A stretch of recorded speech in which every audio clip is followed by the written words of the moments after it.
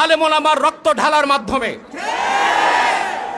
সেই হেফাজতের 13 দফা দাবির অন্যতম দাবি ছিল আল্লাহ তার আখিরি নবী মুহাম্মদ সাল্লাল্লাহু আলাইহি ওয়াসাল্লামের আরশচুম্বী সম্মান মর্যাদার বিরুদ্ধে যারা কটূক্তি করবে তাদেরকে প্রতিরোধ করতে ব্লাসফেমি আইন করার একটা দাবি ছিল। কিন্তু ভারত এবং ইসরায়েলের দালাল এই দেশের মুসলমানদের রক্তে যার হাত রঞ্জিত হয়েছে, শেখ হাসিনা সেই দাবি মেনে নেয় নাই। আমরা ভেবেছিলাম 2024 সালের 5 আগস্ট বাংলাদেশ স্বাধীন হয়েছে। স্বাধীন হয়েছে সলিমুল্লাহ খানদের মতো নাস্তিকের জন্য, স্বাধীন হয়েছে তসলিমা নাসরিনের উত্তরসূরিদের জন্য। আমরা স্বাধীনতা পাই নাই। যেই বাংলাদেশে আল্লাহ তার হাবিব মুহাম্মদ সাল্লাল্লাহু আলাইহি ওয়াসাল্লামের আরশচুম্বী সম্মান মর্যাদার বিরুদ্ধে বাক স্বাধীনতার দোহাই দিয়ে নাস্তিকরা যখন তখন বেয়াদবি করে, তাদের শাস্তি যদি না হয়, আমরা মনে করি মুসলমান এখনো বাংলাদেশে পরাধীন। 47-এ আমরা স্বাধীন হই নাই, 71-এ স্বাধীন হই নাই, 5 আগস্ট স্বাধীন হই নাই। আরেকটা বিপ্লব হবে, বুকের তাজা রক্ত ঢেলে দিয়ে হলেও বাংলাদেশের মুসলমান আলেম ওলামার নেতৃত্বে জাতীয় সংসদকে দখল করে নাস্তিকদের ফাঁসির রায়কে কার্যকর করবো ইনশাআল্লাহ বাংলাদেশে।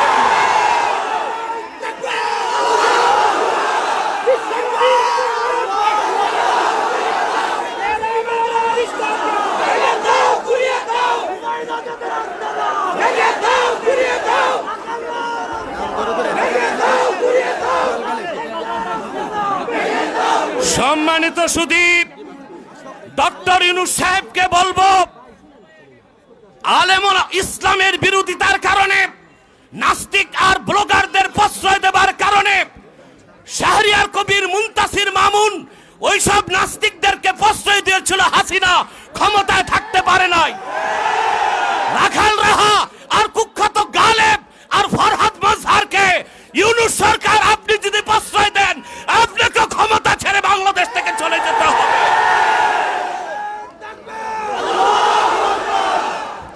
আর মিছিল নয়, এবার শরিয়া আদালতে মুরতাদের শাস্তি, ফাঁসি নিজ হাতে আমরা কার্যকর করব।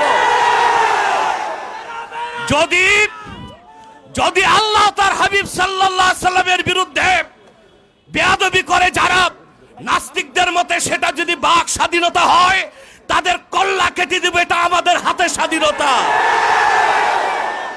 প্রিয় ভাইরা, আমি বলবো হেফাজতে ইসলামের শীর্ষ নেতৃবৃন্দকে, আপনাদের যাত্রা হয়েছে শহীদি কাফেলার মাধ্যমে।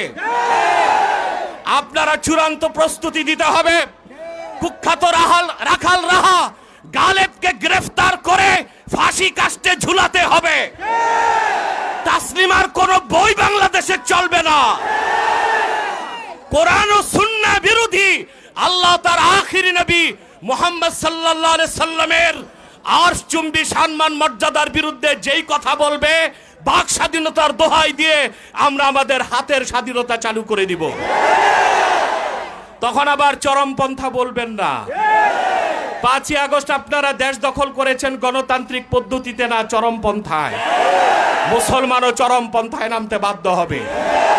আমাদের কলিজায় রক্তের ক্ষরণ হচ্ছে। রাখাল রাহা আর কুখ্যাত সোহেল গালেবের খুঁটির জোর কোথায় জানতে চান।